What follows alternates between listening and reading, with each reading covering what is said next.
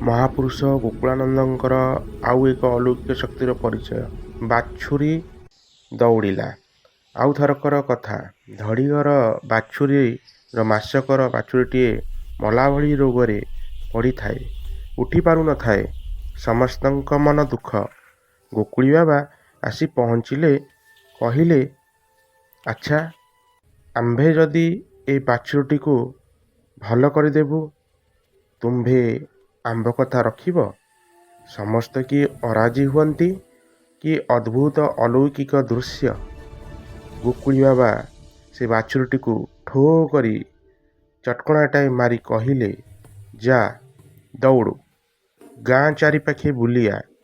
ଏବେ ବି ତାଙ୍କ ଘରେ ସମସ୍ତେ ଜୀବିତ ଅଛନ୍ତି। ଯେଉଁ ବାଛୁରୀ ଉଠି ପାରୁନଥିଲା, ସେ ବାଛୁରୀ ଚିର୍ଚିରି ବୋବେଇ କରି ଡିଆଁ ମାରି ଗାଁ ଚାରିପାଖେ ବୁଲି ଆସି ତା ମା'ଠାରୁ କ୍ଷୀର ଖାଇଲା। ବାବା କହିଲେ, ତମେ ଆଜିଠାରୁ ତାରି ଘିଅରେ ପ୍ରତିଦିନ ଅନନ୍ତ ଶେଷଦେବଙ୍କ ନାମରେ ସଞ୍ଜବତୀ ଦେବ। ଧନ୍ୟ, ଧନ୍ୟ ଗୋକୁଳି ବାବା, ଧନ୍ୟ ତୁମର ଅଲୌକିକ ଶକ୍ତିର ପରିଚୟ। ଧନ୍ୟ ବାବା, ତୁମେ ଧନ୍ୟ।